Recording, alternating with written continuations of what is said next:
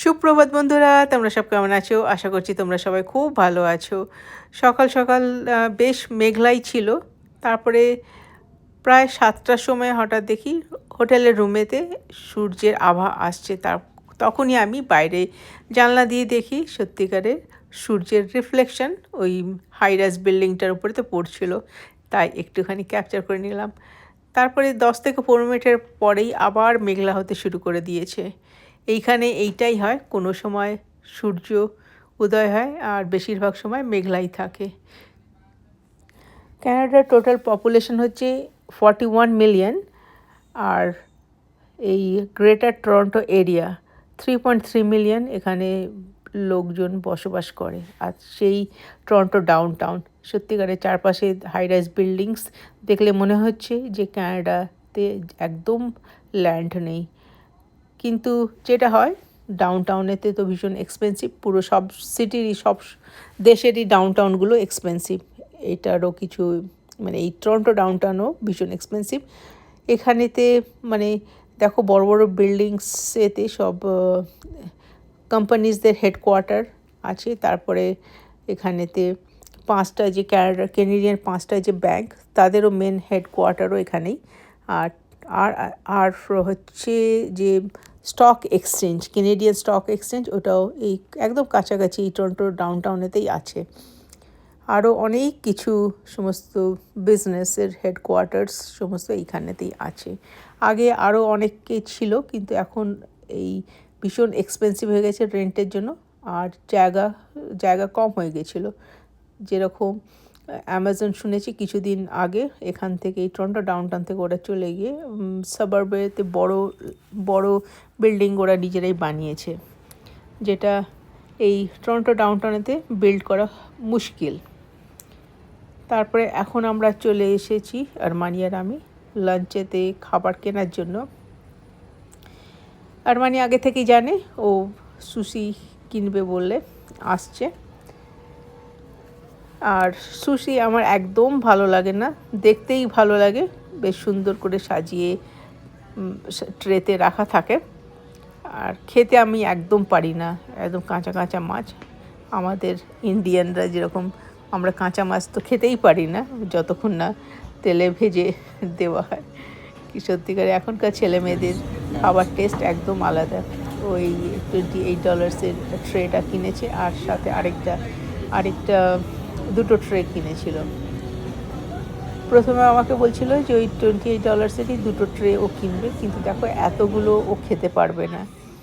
আর হোটেলেতে fridge অত তো ভালো নেই, আর কত আমরা আবার ফেরতে চলে আসবো, তাই একটা ওই $28 ট্রে কেনা হয়েছে। আর আরেকটা সুশি ট্রে, ওটা দাঁড়াও তোমাদের একটু পরে আমি দেখাচ্ছি কি ও কী কিনেছে। আর স্যুপ ছিল, এই যে এই একটা $28 ক্লাসিক সুশি সেট, আর আরেকটা হচ্ছে স্যামনের স্পাইসি, আর তার সাথে স্যুপটা ছিল, ভালো ভালো ছিল। আর আমি ওয়েট করছিলাম, চিকেন স্যান্ডউইচ অর্ডার করেছিলাম, দুটো চিকেন স্যান্ডউইচ। বাইরের রাস্তাতে দুটো মানুষ এরকম ঠান্ডার মধ্যে বসেছিল, তো দুটো স্যান্ডউইচ কিনে আমি ওদেরকে দিয়েছি। আমি ওদের ভিডিও উঠাইনি, কারণ আমার কষ্ট লাগছিল এরকম ঠান্ডা ওয়েদারেতে রাস্তাতে বসে আছে।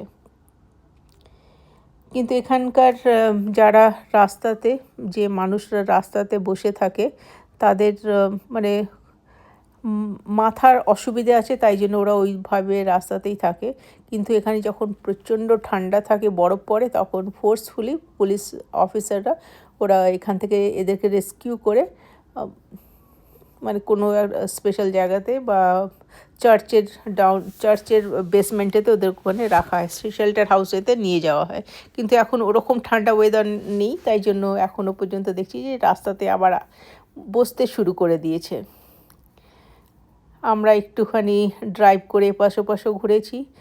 প্রায় এখানেতে বৃষ্টি পড়ছে, না হলে মানে বাজেই ওয়েদার। আমরা ভেবেছিলাম আরমানি আর আমি এই সমস্ত ট্যুরিস্ট বাস নিয়ে বা সাবওয়ে নিয়ে আমরা এপাশ ওপাশ ঘুরতে যাব বা দিদির বাড়িতেও যেতে পারতাম, কিন্তু ডাউন টাউনেতে এমন হাইওয়েতে ভিড়, আমি আর সাহস করে আর ড্রাইভ করতে পারলাম না। কারণ ছোট শহরেতে ড্রাইভ করে করে অভ্যেস আছে, এরকম বিগ সিটিতে গেলে আমার ড্রাইভিংয়েতে অসুবিধা হয়ে যায়। আমরা সত্যিকারে মিস করেছি, এখানে ট্যুর বাস সার্ভিস ছিল, কিন্তু আমাদের হোটেল থেকে বেশ অনেকটাই দূরে ছিল। যদি আগে থেকে বুক করে রাখতাম তাহলে অনেক কিছুই দেখা যায়। এগুলো দেখো ওদের বেশ হিস্টোরিক্যাল জায়গাতে নিয়ে যায়, বেশ ভালো করে এক্সপ্লেনও করে। তো যে কোনো শহরেতে গেলে এই সমস্ত ট্যুর বাস সার্ভিসটা ইউজ করলে বেশ ভালোই লাগে। এবারে ভুল হয়ে গেছে, নেক্সট টাইমেতে আলাদা কোনো শহরে গেলে ডেফিনেটলি আমি অনলাইনেতে চেক করে যাব। আগে না আমি সমস্ত যেখানেই যেতাম তার আগে আমি ইন্টারনেট সার্চ করতাম যে ওই সিটিতে কি দেখার আছে আর কি করে কি দেখব।